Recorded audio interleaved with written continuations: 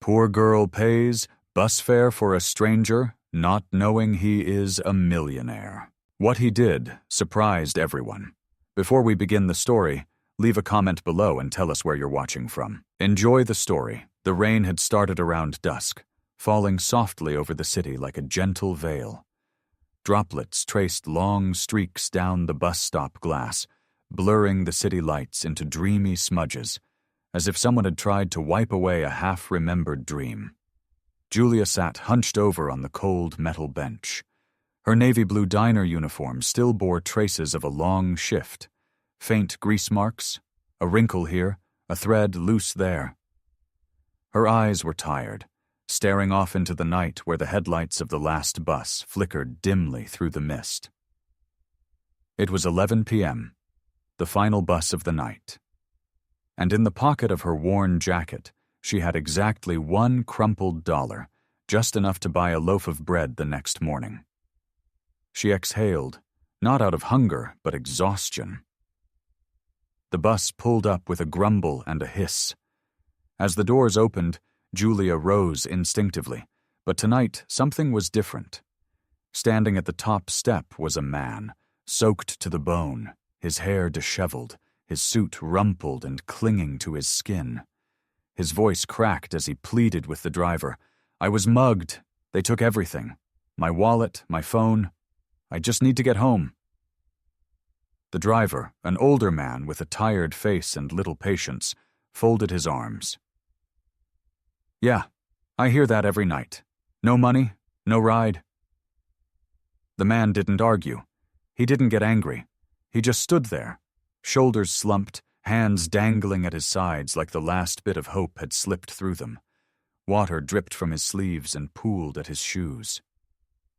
And then Julia stepped forward. She didn't ask questions. She didn't hesitate. Silently, she reached into her pocket, fingers cold and stiff as they brushed against the metal coins. 1, 2, 3. Just enough. She held out her hand to the driver. "I'll pay for him." The driver gave her a puzzled glance, half surprised, half wary, then reluctantly nodded and stepped aside. The man turned to her, stunned. "You don't have to do that." Julia gave him a small, soft smile, the kind that warms even the dampest air. "Everyone needs help sometimes." Not another word. Not a second thought. She moved past him, walked to the back of the bus, and sat by the window.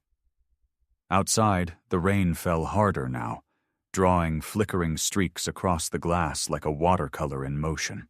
The man followed and took a seat a few rows ahead. He didn't look back at her. But in his chest, something stirred, quietly, deeply. Something had changed. Some moments feel small, but change everything. A man who had lost everything was helped by someone who had almost nothing, except kindness. And in that quiet ride through the rainy night, neither of them realized. They had just stepped onto a journey neither one would ever forget. The sky was gray, pressing low on the city skyline. Morning light struggled to seep through the heavy curtains and cold glass windows of the penthouse. But William Stone had been awake for hours. He sat motionless at the edge of his bed, bare feet resting on the cool wooden floor. He hadn't changed out of last night's wrinkled shirt. His tie hung crooked, and the collar still held faint salt lines from the rain. One memory played on loop in his mind. The girl's face, her steady eyes, unafraid, her small, deliberate gesture, giving away the last of what she had. He didn't know her name, didn't know why she did it. But what he did know, without question, was that no one had ever looked at him like that before. Not in the boardrooms, not at the fundraisers, not even the women who clung to his name. Downstairs, William called for James, his longtime driver and personal assistant. "I need your help finding someone." James looked up, curious. William rarely asked for help. let alone something personal. She works at a small diner, near the bus line from last night, blue uniform. She paid my fare. His voice was quiet, like he wasn't giving a task, but confessing a truth. Urgent. Personal.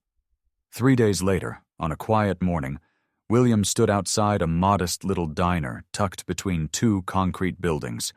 The flickering red neon sign read, Tammy's Kitchen, a place no one from his world would ever step into. He opened the door. A soft bell rang overhead as he entered. Warmth hit him instantly. Mismatched chairs, the scent of fresh bread, sizzling butter, the soft clatter of ceramic plates. And then he saw her. Julia was pulling a tray of pastries from the oven, her hands still in oven mitts, hair tied up, cheeks glowing from the heat. She glanced up and froze for a split second, then narrowed her eyes, confused. "You're the guy from the bus, aren't you?" William nodded, tilting his head slightly.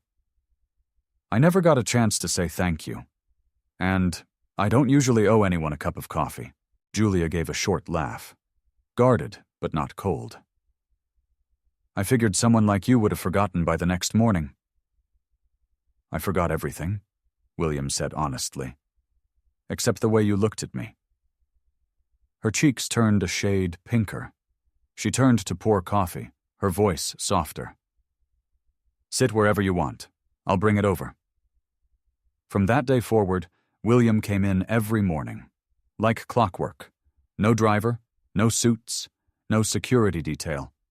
Just a man in a coat, always sitting at the same table near the window.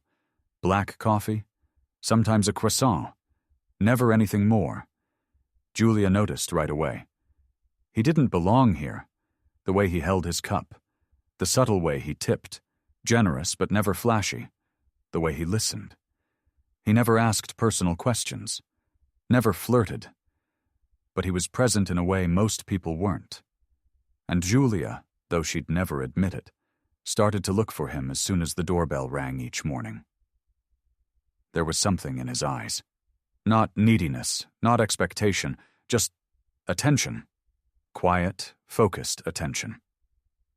One morning, when the diner was unusually slow, William finally said, "I still don't know your name." Julia paused mid-wipe on the counter. "Julia," he nodded. "Will, half a truth. Enough for now." She eyed him with mild suspicion. "So, what do you do, Will?" He hesitated, then answered carefully. "Hotels. My family owns a few. I help manage them." Julia didn't press, but she noticed the way he said it. Not with pride, almost with regret, like it wasn't a life he chose. He could have been having breakfast at the most exclusive cafes in the city. Yet he kept coming here, for weak diner coffee, chipped plates, and conversations that weren't about business. And she, someone used to serving, not being seen, started to wonder what it meant to be noticed, truly noticed. He could buy any 5-star meal in the city. But here he was, sitting across cracked vinyl seats, trading quiet smiles with a girl who thought she had nothing to offer. And she, who had long stopped expecting anything from strangers, began to wait. For someone. For something. She didn't even know what. Julia was not the kind of woman who got swept away, not anymore. Once upon a time she believed in promises that came in sharp suits and polished smiles. She believed in the kind of affection that sparkled at first glance, only to leave her quietly unraveling when the mask fell away. She had been burned. Not loudly, not publicly, but deeply, by a man who knew how to make a woman feel seen, until he decided she wasn't worth the view. So now, when William Stone, a man too well-dressed, too polite, too punctual, kept showing up at her corner diner every morning like clockwork, Julia didn't melt. She watched. Carefully. Quietly. Like someone who knew the difference between attention and intention. And yet, there was something different about him. He never tried too hard. Never complimented her with that slick, performative charm she'd learned to sidestep. He didn't ask personal questions unless she offered a window. Most of the time, he just listened, really listened, as if what she said actually mattered. And Julia noticed.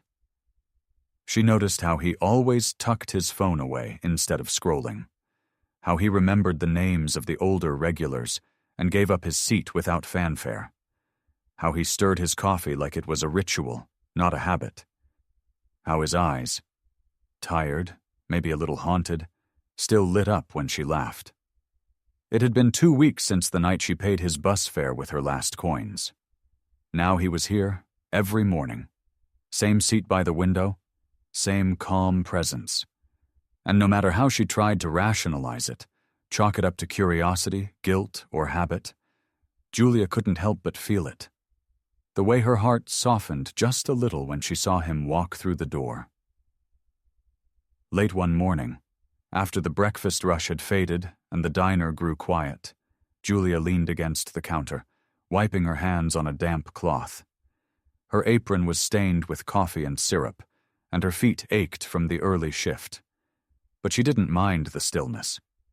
Across from her, William sat in his usual spot, cradling his cup of black coffee, untouched. There was a moment of silence. Not awkward. Just easy. And then Julia spoke. "Okay," she said, folding the towel and tossing it aside. "I've got to ask, why do you keep coming here? Seriously." Her tone wasn't defensive, more curious than anything. William looked up, thoughtful. His answer came slowly, as if it had taken shape over several days and a dozen quiet coffees. "Because the coffee's decent," he said with a small smile, "and the company's honest." Julia tilted her head, unimpressed. "That's a pretty smooth line." "I didn't mean it to be." He looked around the diner. "I just like how this place feels. It's not pretending to be something it's not." He paused. "And neither are you." She blinked, caught off guard. Not flattered, just seen. That was rare. "Don't get used to it," she said lightly, turning away to refill the sugar jars. But behind her, she was smiling. A few minutes passed. The lull between breakfast and lunch was always strange. Quiet, but not restful. A ticking clock in the background of working-class life. Then, softly, William spoke again. "What about you?" Julia looked over her shoulder. "If you could be anywhere else, doing anything else, what would that be?" No one had asked her that in years. Maybe ever. She stared out the window, beyond the street, beyond the stoplight blinking in lazy amber. "I'd open a bakery," she said quietly. "A real one, with big windows and warm lights and bread fresh out of the oven every morning, the kind of place where old folks sit and chat, and people feel like they belong." Her voice trailed off. She wasn't sure why she'd shared that. It felt foolish the moment she heard it out loud. William, however, didn't laugh, didn't offer some rehearsed encouragement. He just looked at her, steady, clear, and said, "You could do it, Julia. You just need one person to believe you can." He paused. "I do." The words weren't grand. They didn't come with swelling music or sweeping gestures, but they landed somewhere deep, somewhere quiet. Julia felt her throat tighten, not from emotion, but from recognition, of sincerity. She didn't look at him right away, just stared at her hands, then back at the sugar jars. When she finally glanced up, her eyes held a different kind of caution. Not fear, hope, the kind that creeps in slowly after too many disappointments. "Careful," she said, forcing a smirk. "You're starting to sound like someone who actually cares." William chuckled, finishing his coffee. "That's the risk I'm taking." Later, as Julia slipped into the back kitchen, she let out a breath she hadn't realized she was holding. And for the first time in a long time, she felt light. Outside, the light was beginning to shift. Morning softening into late day, the world bustled along.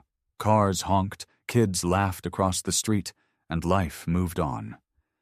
But in that little diner, something had quietly begun. Not a love story. Not yet. Just a slow unfolding, a flicker of warmth where there'd been only habit. A gentle orbit of two souls, inching closer with each conversation. Something unspoken, but undeniable. It wasn't loud, it wasn't sudden, but it was real. And sometimes, that's all it takes. The diner was warm, with the smell of cinnamon and coffee. Rain pattered against the windows in slow, sleepy rhythms. Outside, the streets shimmered beneath puddles and flickering traffic lights. Inside, Julia was wiping down the counter, humming softly to herself. The breakfast rush had long passed. Only a few regulars lingered over their second cups, and the radio played a familiar, easy tune in the background. She was tired, but a kind of good tired. The kind that came from routine, from small wins, from seeing William walk through that door each morning and knowing he'd stayed. He'd chosen this little corner of her world day after day. Something about that mattered more than she could admit, even to herself. She caught her reflection in the coffee machine's chrome surface. A soft smile curved her lips, and then the television mounted above the counter, always on, always muted, shifted to a live event. Her coworker grabbed the remote. "Hey, check this out. Some big hotel gala downtown." The volume came up just in time for Julia to hear a name she hadn't expected. And here's William Stone, heir to the Stone Hotel's empire, arriving tonight at the Legacy Ball, one of the most powerful names in hospitality today. Julia's head snapped up, and there he was. William, in a tuxedo. Stepping from a black car, cameras flashing all around him. He smiled and waved as reporters shouted his name. Behind him loomed the entrance to a ballroom dripping in chandeliers and velvet. She felt like the breath had been punched from her lungs. This wasn't the man who drank plain black coffee and wiped crumbs off the table. This wasn't the man who listened quietly as she talked about bread dough and dreams. This was someone else. Someone who had hidden an entire world from her. She didn't speak, didn't move, but her eyes never left the screen. Later that evening, when the rain had eased and the last customer had gone, Julia waited outside the diner, her arms crossed tightly across her chest. The street was quiet, her heart anything but. Then, as expected, he appeared, same as every evening, coat buttoned, hands tucked into his pockets. He spotted her and smiled. "Hey," he said warmly. She didn't smile back. "I saw you," she said, voice flat. He blinked. "What?" "On television, at that hotel gala. William Stone." Silence. He dropped his gaze for a moment, drawing in a slow breath. "You weren't supposed to find out that way," he said.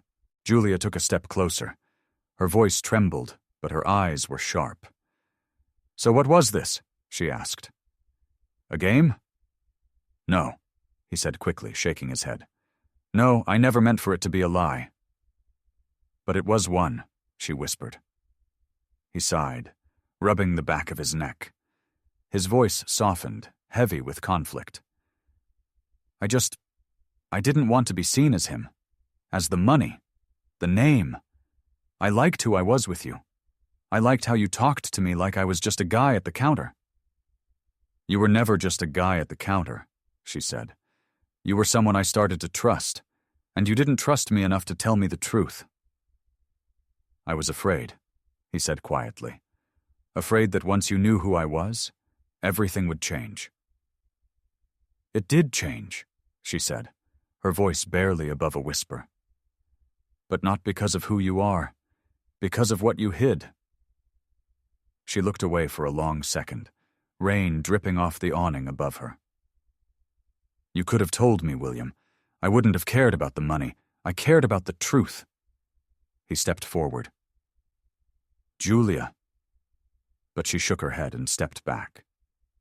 I need time, she said, to figure out whether any of this was ever real. And without another word, she turned and walked into the night. William stood alone under the soft yellow streetlight, the rain returning in light pinpricks around him. His hands clenched at his sides. He didn't follow her. Maybe because he didn't know how. Maybe because he thought he'd already lost her. Inside her apartment, Julia sat on the edge of her bed, still in her uniform, raincoat half on. The silence felt too big, too loud. Her mind spun with every moment they'd shared, replaying now in a different light. A dishonest light. But when she closed her eyes, she didn't see tuxedos or gala lights. She saw the way he had looked at her. Gently, steadily, like she was the only person in the world that mattered. And that, somehow, hurt most of all. It was nearly midnight when William stepped into the boardroom. The floor-to-ceiling windows offered a breathtaking view of the sleeping city below. Rows of cold, sparkling lights stretching endlessly. But he didn't see any of it. He only saw her face. The way her expression fell when the truth came out. The way her voice broke when she said, "It's not that you're rich. It's that you didn't trust me with the truth." And then she walked away. The silence she left behind was louder than anything he'd heard in that echoing room. William sat at the head of the long mahogany table, the same seat his father had sat in for decades, the same seat he'd been groomed to fill since he was a boy. The leather felt stiff beneath his hands, the air sterile. He looked around. Dozens of chairs. Polished, empty, not a soul in sight. Just contracts, forecasts, expansion plans, everything that once meant power now felt meaningless. The next morning, he stood in front of his father's office. The old man sat behind a desk the size of a small car, flipping through quarterly reports with practiced indifference. He didn't look up right away. When he finally did, his eyes narrowed. "You missed the executive meeting this morning," William nodded. Calm, focused. "I know." His father leaned back, studying him. "You ready to stop chasing whatever fantasy this is and come back to work?" There was a beat of silence. Then William said simply, "I'm not coming back." The words didn't tremble, didn't falter. They landed like a quiet gavel. "I'm resigning, Dad. For real. Effective today." The room went still. His father's face hardened. "Is this about her?" William shook his head. "This is about me." He stepped forward, voice low but certain. "I've spent my whole life walking a path that was paved before I could even choose my shoes. I've attended the schools, worn the suits, followed the script, and somewhere along the way I forgot what it means to live. Not perform." His father didn't flinch, but something behind his eyes shifted. "I want to build something of my own," William continued. "Something that feels real, that matters, even if it's smaller, even if it's harder." "And what exactly do you think you'll accomplish without this company's name behind you?" his father asked, the edge in his voice rising. William paused, then met his gaze. "Maybe nothing. But at least it'll be mine." The silence that followed wasn't approval. It wasn't even understanding. But William didn't need either. He turned, walked to the door, and stopped just before stepping out. "For what it's worth, I'm not doing this to run away from the legacy. I'm doing it to finally understand who I am without it." Then he left. And for the first time in his life, William Stone wasn't carrying the weight of an empire, only the weight of his own truth. He returned to his apartment that night. The silence inside pressed against him like a thick fog. No phone calls, no board updates, no driver waiting, just stillness. He sat on the edge of his bed, removed his tie, and looked around. The walls were lined with achievements, degrees, awards, headlines, but none of them could answer the question that haunted him now. Was it too late to fix what really mattered? Had he waited too long to be the kind of man Julia could trust? He leaned forward, elbows on his knees, running a hand through his hair. He had always known how to win. But this kind of loss, was new, and somehow more important, because this was the cost of growth, the cost of leaving behind what was expected, to find what was real. In the quiet that followed, William made himself a promise. He wouldn't chase success. He'd build something meaningful, and maybe, just maybe, he'd find a way back to the woman who helped him remember who he really was. Even if it was too late for her heart, he owed it to both of them to try. The message came on a quiet Tuesday afternoon. Julia had just finished her shift at the diner and was standing by the window of her tiny apartment, watching the wind play with the laundry lines across the street, when her phone buzzed. It was from William. "I don't expect forgiveness, but if you're still dreaming about that bakery, I'd like to build it with you, from the ground up." She stared at the screen, her thumb hovering above it. Her heart didn't race. It steadied, like something long unsettled had finally come to rest. They met at a cafe by the sea. Neutral ground. The air was crisp, the kind of coastal chill that smells like salt and memory.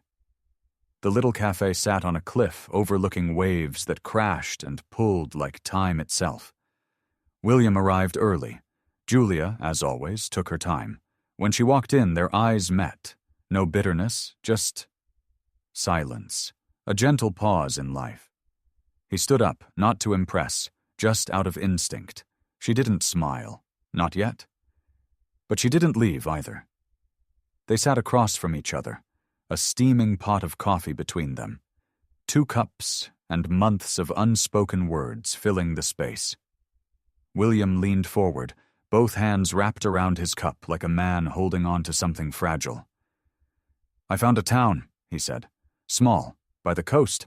No big chains, no resorts, just real people. And an old house. Forgotten, falling apart." He looked at her, careful, vulnerable. "I want to turn it into a small hotel. Nothing fancy, just honest. And in the lobby, I want the first bakery you ever dreamed of. Yours. Not mine. Yours." Julia didn't answer right away. She looked out the window, watched a couple walking their dog along the beach below. Her voice was soft when she finally spoke. "I won't be anyone's charity." William nodded slowly. "I know." "If I do this," she continued, "I run the bakery, I make the decisions. I choose the menu, the staff, the smell people remember when they walk in." "You have full control," he said.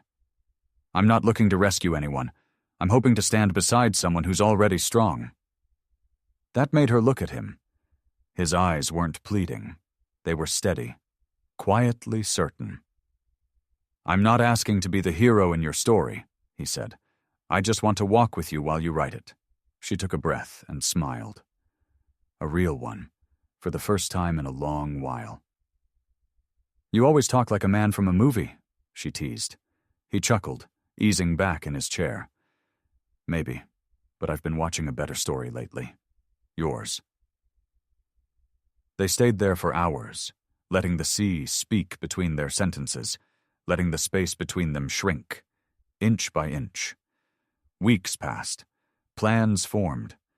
They drove down the coast together, windows rolled down, hair tangled in the wind, stopping at roadside diners and sleepy towns, searching for the place where their future might take root. And when they found it, a crooked white house with a porch that creaked and windows that hadn't seen light in years, they both knew. It wasn't just a building. It was a beginning. Julia walked through the empty rooms, trailing her fingers along the peeling paint. She could already see it. The warm scent of cinnamon in the mornings, children laughing near the counter, locals with their favorite seats, and a sign above the door, "The Kind Crumb." She turned to William. "I want half the space for community events," she said. "Cooking classes, late-night poetry, a place where people feel seen." He nodded. "Whatever you need." "No," she corrected gently. "Whatever we build. Together." And in that moment, under the faded roof of an old, forgotten home, something flickered to life again. Not just ambition, but trust, the tentative, trembling kind that blooms slowly and stays. The coastal town woke slowly, like a cat stretching in the sun. Its streets were quiet, its mornings filled with gulls overhead and the soft whistle of wind pushing through cypress trees.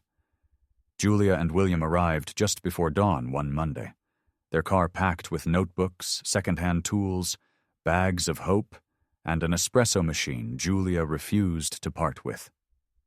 The house-turned-hotel was still mostly bones, peeling white paint, a sagging porch, floorboards that creaked like they were whispering secrets. But where others saw rot and ruin, Julia saw possibilities. William saw something more, a life that didn't require pretending. They moved into a modest rental 2 blocks from the site. Every morning they walked to the house together, carrying paper cups of coffee and rolls of architectural plans. William had hired a local architect, a retired woman named Beth who wore overalls, garden gloves, and a pencil behind her ear. She was blunt, brilliant, and didn't care one bit that William Stone used to own skyscrapers. "Your title means nothing here," she said the first day. "This place only respects people who pick up a hammer." William picked one up. Meanwhile, Julia got to work in the tiny back room that would soon be the Kind Crumb, her dream bakery. She tested recipes day and night, scribbling notes on flour-dusted notepads, arguing with herself over cinnamon ratios and countertop finishes. They were building something beautiful. And it was hard. They bickered over flooring colors, over counter placement, over whether a bakery needed jazz or silence at 6 a.m. Sometimes Julia slammed the fridge door a little too hard. Sometimes William walked out mid-conversation to pace the porch. But each time, they came back. With a breath. With a smile. With an "I'm sorry," said not with words, but with a late-night grilled cheese or a fresh croissant left silently on the table. They were learning, not just how to renovate a building, but how to make room for each other. Then came the fire. It was late. Julia had just pulled her final test batch of almond scones from the oven. William was in the lobby, painting the last coat near the window. Suddenly, there was a strange popping noise from the back. A smell, metallic, sharp. Then a flash. Smoke the old wiring hadn't held. Julia panicked. She grabbed towels, tried to smother the flames, coughed until her eyes burned. Flour turned black. The smell of sugar became acid. William ran in, pulled her back, wrapped her in his coat. The fire was contained mostly, but the test kitchen, the one she'd built with her hands, was ruined. Julia stood outside, shivering. Smoke curled into the cold night air like lost dreams. "This is it," she whispered, her voice flat. "We've failed before even opening." William turned her toward him, his face smudged with ash, his eyes steady. "No," he said. "This isn't failure. This is the first test." She looked at him, unsure, angry, exhausted. "I can't go through this again." "Yes, you can," he said quietly, "because you're not doing it alone." And he held her, not like a hero saving someone, but like a man standing beside the woman he believed in, while everything around them seemed to crumble. The next morning, neighbors showed up. Beth brought her tool belt. The town's florist delivered fresh air-purifying plants. Someone dropped off extension cords and offered a working oven until the new one arrived. And Julia, eyes red but spirit unbroken, picked up a spatula. "I'm not done," she said. "Not even close." Because that's the thing about building together. It's not just about walls and wood. It's about seeing someone at their worst and choosing to stay. They weren't just opening a hotel and a bakery. They were forging something rare, resilient, and deeply, unmistakably real. The sun hadn't yet risen when they arrived in the sleepy coastal town. Fog rolled in off the ocean, curling around weathered rooftops and quiet storefronts like a blanket pulled tight against the dawn. A lighthouse blinked in the distance, steady, patient. William and Julia stepped out of the car, surrounded by the kind of silence that only small towns know. They didn't say much, but in their silence, there was an agreement, a truce, a beginning. In the back seat was a box of blueprints, a laptop filled with spreadsheets, a tattered recipe journal Julia had guarded like a diary since she was 17, and a note folded neatly in William's coat pocket that read, "You're not buying my dream. We build this together, or not at all." The old seaside house stood before them like a forgotten song, its white paint peeled, shutters broken, porch sagging under years of neglect.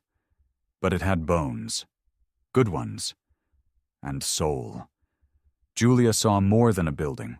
She saw the bakery she used to sketch during slow shifts at the diner. And William, he saw a chance to prove something, not to the world, but to himself. They moved into a tiny rental nearby. One bedroom, thin walls, a heater that moaned like a tired animal. Every morning they walked hand in hand to the property, coffee cups in one hand, dreams in the other. William, the man who once made million-dollar deals in glass towers, was now learning how to sand wood without splinters. Julia, who had always baked from instinct, now pored over schematics and equipment catalogs, learning about industrial ovens and ventilation systems. They brought in a local architect, Beth. 62, widowed, and sharp as a tack. She took one look at the property, then at William, and said, "If you're expecting this to be pretty and painless, turn around now. This house doesn't care how much money you used to have. She only listens to love." William nodded. "Then I guess we'll speak her language." Beth cracked a rare smile. "Good. First lesson, respect old things. They've been through more than you think." Mornings started with sawdust and coffee, afternoons with arguments about countertops and paint swatches, nights with late dinners eaten on the floor, surrounded by boxes.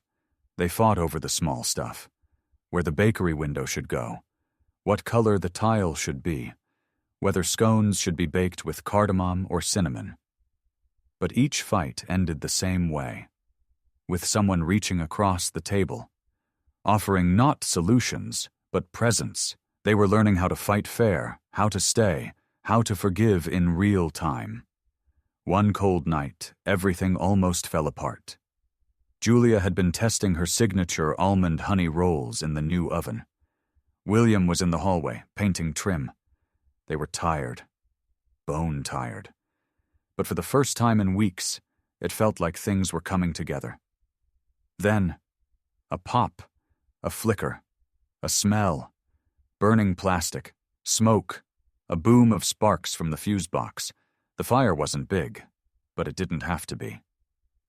Julia screamed as the smoke thickened. William ran in, grabbed the fire extinguisher. For a moment, all was chaos. Shouted names, blackened dough, shattered hopes. When the smoke cleared, the kitchen was charred. Her mixer melted. Her journals singed at the corners. Julia stood in the middle of it all, staring at what had been hers. Her hands trembled. Her apron was streaked with ash. "This was all I had," she said, voice barely above a whisper. "We worked so hard. For what?" William didn't answer right away. He didn't offer empty comfort. He stepped forward, placed a gentle hand on her back. "You didn't lose everything," he said softly. "You just started the story earlier than planned. This isn't the end, Julia. It's the first chapter." She looked up at him, tears stinging her eyes. "I can't go through failure again, William. I've failed too many times." He shook his head, eyes never leaving hers. "This wasn't failure. This was fire. And you've always risen from it." And then he did something she would never forget. He knelt beside the soot-covered oven, scooped up a handful of burnt flour, and smiled. "Next batch won't burn, I promise." She laughed through her tears. It wasn't joy, not yet, but it was hope. Hope with dirt under its fingernails and smoke in its lungs. The next morning the town showed up. The florist brought eucalyptus and lemon balm to clear the air. The cafe owner across the street offered his kitchen for as long as Julia needed.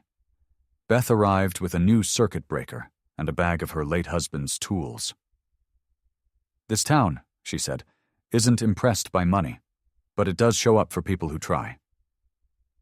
And so, they tried again. With blackened memories behind them and stronger foundations ahead, William and Julia rebuilt.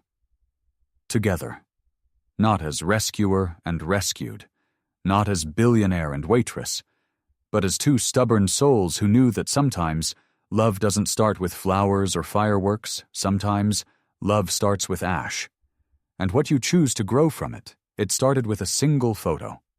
Blurry, unflattering, caught mid-moment, Julia, apron smudged with flour, wiping a counter.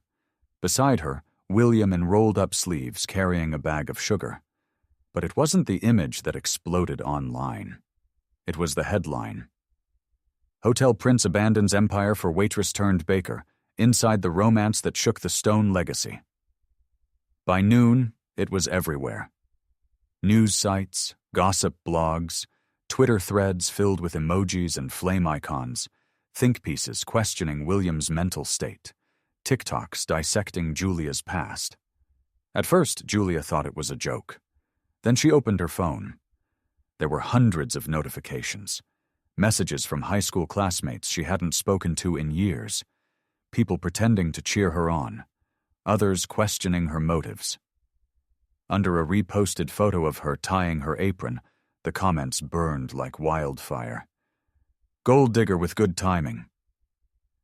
"Another Cinderella story, but make it desperate." "What's she got that we don't?" Julia stared at the screen, her breath shallow. Her hands trembled. She felt exposed, like her life had been turned inside out and held under a microscope by people who didn't know her, but believed they had the right to judge her anyway. William was in the kitchen when he saw her standing frozen by the window, phone in hand. She didn't say a word. He didn't need her to.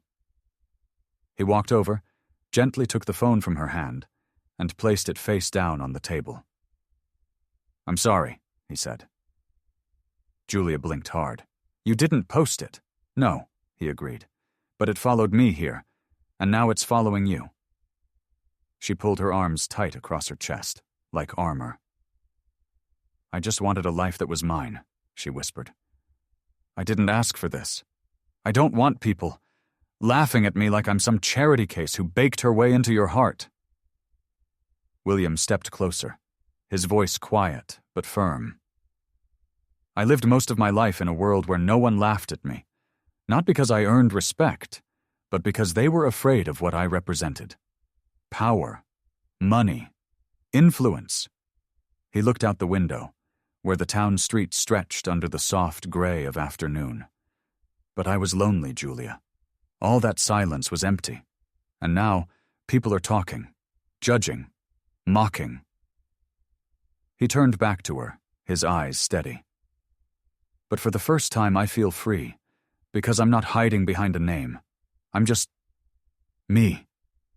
And when I look at you, I don't feel like a prince. I feel like a man who finally came home." But Julia wasn't ready to hear poetry. Not yet. She pulled away, shaking her head. "You don't get it. This town's small. People remember things. My mom used to scrub hotel toilets, William. I know what it feels like to be whispered about, and I spent years trying to disappear into a life no one would notice." She took a breath that shuddered. And now I'm a headline." William let the silence linger. Then, "Let them talk." She looked up, confused. "Let them talk," he repeated. "Because one day they'll stop. But you and me, we'll still be standing. And when the dust settles, all that's left will be what we built, not what they said." Julia didn't answer right away. But that night, after the bakery lights had dimmed and the street outside had quieted, she sat beside him on the old porch swing. They didn't talk. They just rocked back and forth, listening to the ocean waves roll in. Because sometimes, the only way through a storm is to keep holding on until it passes. After the media storm passed, after the sting of gossip gave way to a quieter kind of resilience, Julia and William stood in the kitchen of their not-quite-finished bakery, surrounded by paint cans, half-assembled shelves, and the faint scent of possibility. Julia had flour in her hair. William had blueprints in hand. But both had something else, something neither dared speak aloud yet. Purpose. It came to them slowly, not as a plan, but as a question. A question Julia asked one evening while slicing apples for pies. What if this place could be more than just ours? William looked up, curious. What do you mean? I mean, what if we could make it a place that meant something? For others? For the people this town usually forgets? That's when it began. They started with small things. Quiet acts. They opened their doors once a week to a group of local kids, children from the trailer parks outside of town. Some came hungry, some came silent. But when their hands touched dough, something changed. They kneaded, rolled, sprinkled sugar. They laughed. They opened up. Julia taught them how to bake banana bread from scratch. William taught them how to read a recipe and a balance sheet. This isn't charity, Julia told the first group of parents. This is legacy. Next, they hired 2 single mothers from the neighborhood, women with calloused hands and tired eyes, overlooked by every other business in town. But here, they were treated like partners. The bakery transformed. It became more than a shop. It became a haven. Mornings were filled with the smell of cinnamon and warm butter. Afternoons with quiet tutoring in the back corner, where an old teacher volunteered once a week. And in the evenings, the bakery glowed with soft music, warm lights, and something rarer. Dignity. Word spread, not because of a press release, but because healing has a scent, and people followed it. Customers came not just for pies, but for peace. Tourists wandered in and walked out with stories. Locals, once skeptical, started to believe. Not just in the bakery, but in what it represented. That kindness wasn't weakness. That success could be shared. That redemption wasn't reserved for fairy tales. One older woman, a retired librarian, said it best as she folded her hands over her coffee mug. This place feels like something we all lost and didn't know we were missing. The hotel above slowly opened room by room, but the lobby always smelled like vanilla scones. Guests came for the comfort, but stayed for the community. And Julia and William, they still argued over frosting flavors, still forgot to label half the jars, still got flour on their clothes. But in the quiet moments, when the kids laughed, when the oven dinged, when a customer whispered thank you, they'd glance at each other and know they had built more than a business. They had built a life. Together. And somewhere between the rising dough and the falling sunsets, the town stopped seeing a scandal. They saw a seed that became a garden and grew a home for everyone who thought they didn't belong. The sun had barely begun its slow climb over the horizon, painting streaks of coral and gold across the sky, when Julia stepped out onto the sand. She was exhausted. After teaching a baking class to 10 wide-eyed, flower-covered kids from the local coastal village, her legs ached, her apron was dusted with powdered sugar, and her hair carried the scent of vanilla and rising dough. But her heart was full in a way it hadn't been in years. William had been quiet that morning, unusually so. He hadn't said where they were going, just took her hand with that familiar mix of gentleness and quiet certainty. Now, walking beside him along the shoreline, the wind soft in her hair, Julia felt something shift in the air, as if the world were holding its breath. And then she saw it, etched into the smooth, damp sand ahead of them, letters bold but imperfect, carved by hand, was a message. "We've built the bakery. Now will you let me build a home? With you?" Julia stopped. Her breath caught, her heart stuttered.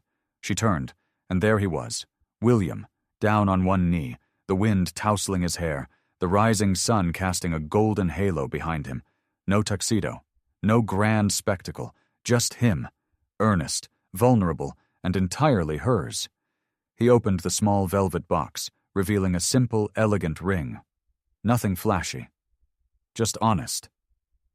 "Julia," he began, his voice hoarse, thick with feeling. "I don't love you because you gave me change that night. I love you because you changed me.